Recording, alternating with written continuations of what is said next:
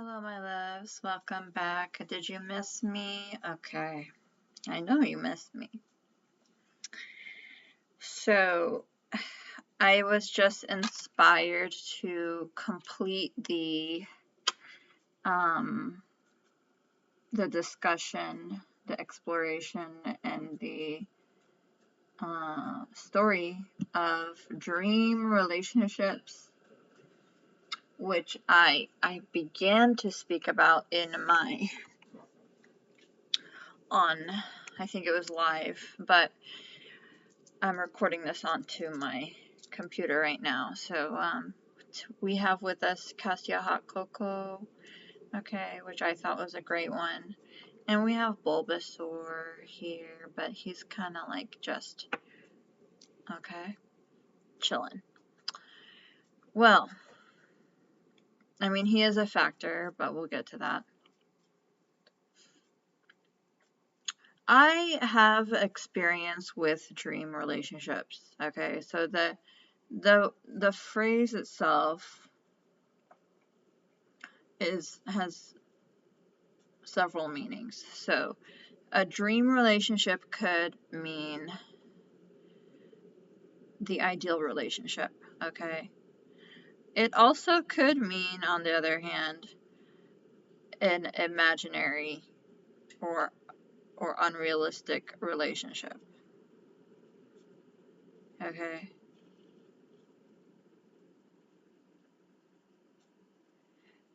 I think the third meaning of the term dream relationship would be asking the question, what does your dream relate to? Okay? Which people do psychoanalysis, dream interpretation, and having a dream relationship would be a dream relating to your life, okay? So, in this video, we are going to discuss all three meanings, okay, of the term dream relationship. Okay? Mind you, dream relationship is not the same as hallucination. Hallucination is an entirely different phenomenon, and it has to do with the psyche as well, the soul, and the mind, but it is not the same as dream relationships. Dreaming is not the same as hallucinating, okay? However, in the second meaning of the term dream relationship, the one that refers to an imaginary relationship,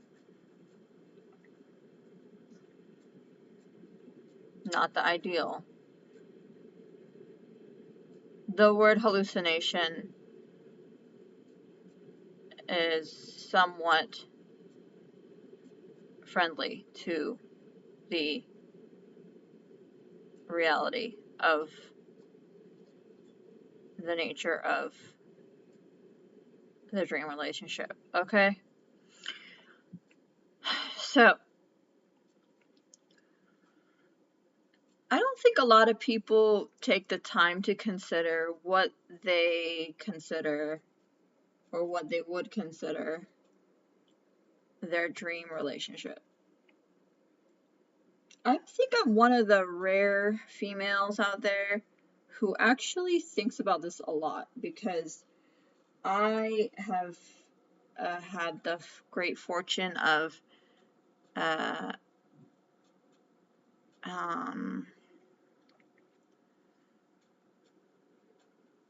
expendable time, okay, and I guess the luxury of time in my life to ponder my dream relationship. And I have also the luxury of experience and the knowledge of the opposite gender to have some sense of discrimination, okay? So, unlike most females who are willing to accept the least, okay, because they're usually ugly, uneducated, or just stupid, okay? I have a very clear idea of my dream relationship.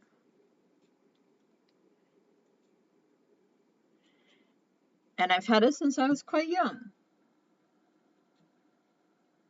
Because I have self-knowledge. I have self-awareness. I have self-consciousness, okay? Not the same thing as mindfulness, okay? You can be mindful of many things. But self-awareness, very hard to come across, okay, in our world. So, do you want to know what my dream relationship is? It's not really important for this lesson, okay? The fact of the matter is that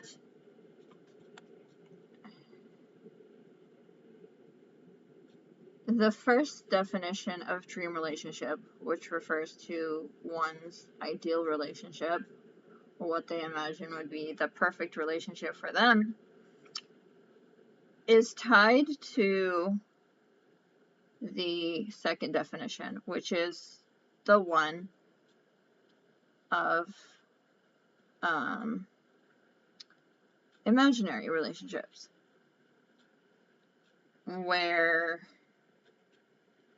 which may very well be semi-real, but the person in the dream relationship doesn't have a full grasp of the truth of the interaction that they are experiencing and imagining and being deluded by, okay? So, dream relationships occur when one lacks self-awareness, okay?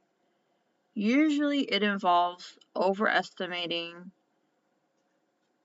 the emotions, the intimacy, or the individual's perceived value. Okay, self-evaluation is very weak in these situations, okay? The ability to self-evaluate is poor, okay? So, what happens in dream relationships is usually there's one party who is very keen on another party.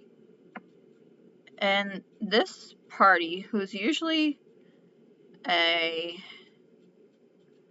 person of greater significance or greater value, is extremely attractive to this lower person, okay? This person is magnanimous, okay? It just comes with being a great person. So, this person usually allows him or herself to approach their new friend or fan. And the smaller person is enamored and imagines all kinds of beautiful possibilities with the larger person, or richer, or more beautiful, or more handsome, or etc., etc. Okay, significant, major, famous, whoever, a person who is uh, of a higher social status, social status in the community. And that's where the problem happens. For this person, it increases his or her status to engage with this person. Okay, and this is where you get the toxic element of dream relationships, the Neptunian element, okay, beyond the pale, okay, energy. It's increasing for this person. You think that, oh, why do these people even get involved? Because isn't that, going to reduce them? No, it's actually good for, it's interesting how Jupiter works. It's good for this person to engage with this person. And it's good for this person to engage with this person to some extent. Okay, because what ends up happening is this person's status increases while this person's status actually becomes, clearer and clearer, and whatever, like, ego this person had usually gets,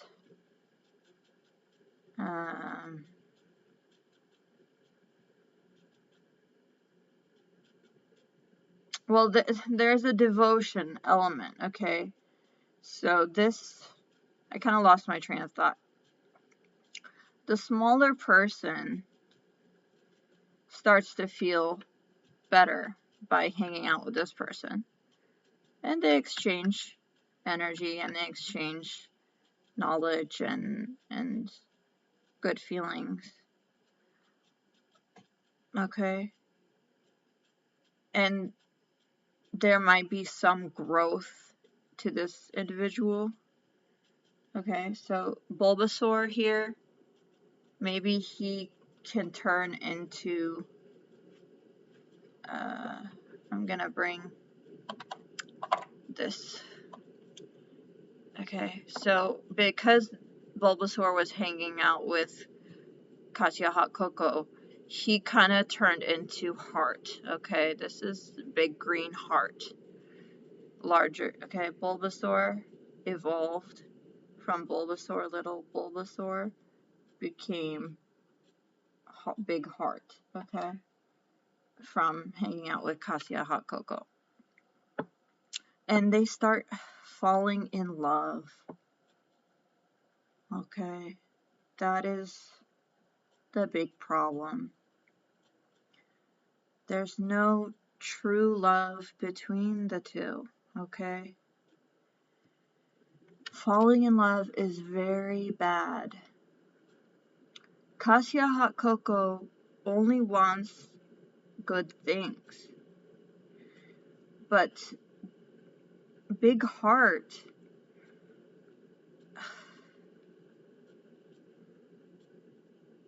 isn't as magnanimous, okay? Big Heart sees potential with Katya Hot Cocoa, but Big Heart is deficient for a true partnership with someone like Katya Hot Cocoa. Okay, so Big Heart is just that, a big heart. Okay, heart energy is not the same as true love. Okay, heart energy is passionate, devoted, loyal, caring, okay,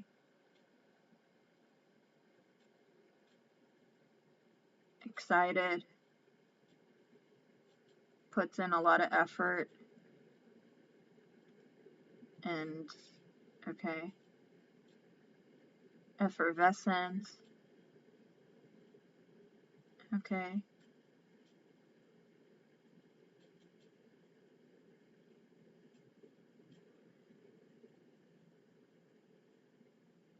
but that sort of thing can't go on forever. There has to be balance, okay? This person can only give as much as this person can receive. And once this person, gets their heart filled with the love that the greater person supplies, a lot of times this person, okay, gets attached, and it becomes like a drug, okay? So it goes from passionate love and devotion to toxic attachment and addiction, and sort of,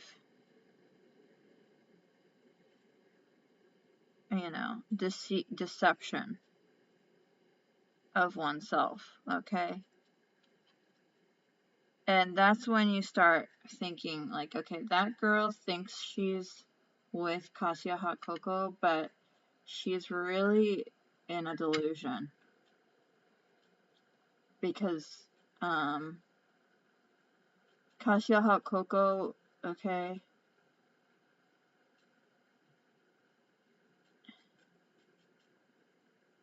is just trying to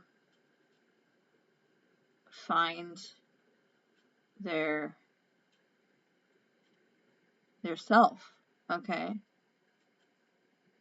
And, these type of relationships usually happen as a karmic, symbiotic exchange, because usually these people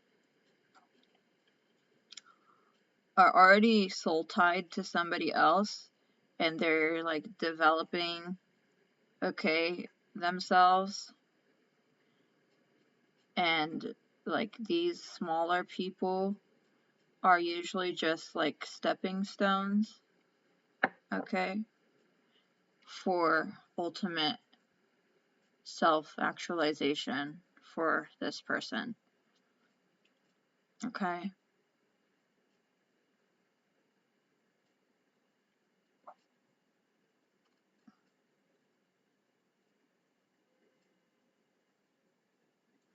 That's why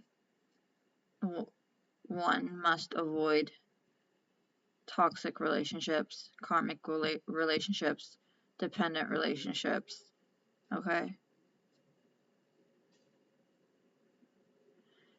So after Cassia Hot Cocoa goes through that trial and that exchange and that development,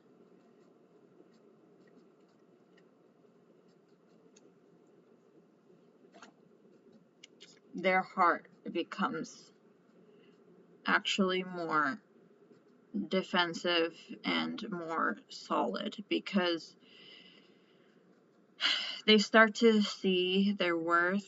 Okay, a lot of times we meet people just to see like the facets of our personality, the shape of our heart, okay? What we love, what we can love, what we desire in love, and what the power of love is, and what the potentials are, okay? I was just thinking about this the other day, because it's a very repeated theme on my channel, that things that I used to see and covet when I was young and wasn't able to get, and later on getting them, or which is great. But there's this other element, okay? Sometimes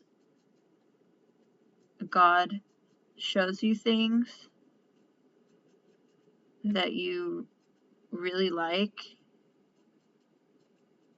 just to like introduce you to like one aspect of the thing that eventually you will have, okay? Because like, we're not born with complete knowledge of the world. We have to admit this. So a lot of our life experience is education, and like, it's really hard to learn everything in one night. So sometimes, a lot of times, you see things, and that's why it's not a bad thing if you like covet things for a while, or you see something and you can't have it. It's actually a really good thing, because it's showing you what you like, okay? And how else would you know what you like if you haven't seen it, okay? So it's not like you see something for the first time and it's like, okay, definitely that's what, if it's the first time you ever see something, you don't really understand it, okay? So sometimes spirit, the universe, will like slowly introduce you to something. Sometimes it's a little out of reach, okay? And then like, seems like you'll never be able to possess it.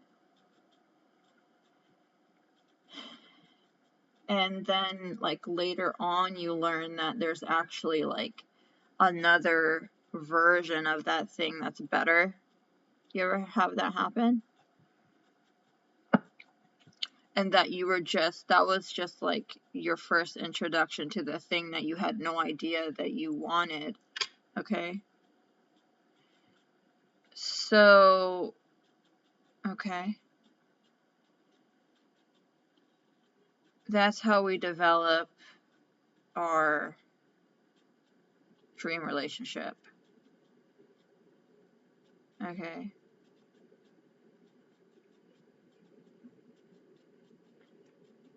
Finally, the third definition is dream relationship.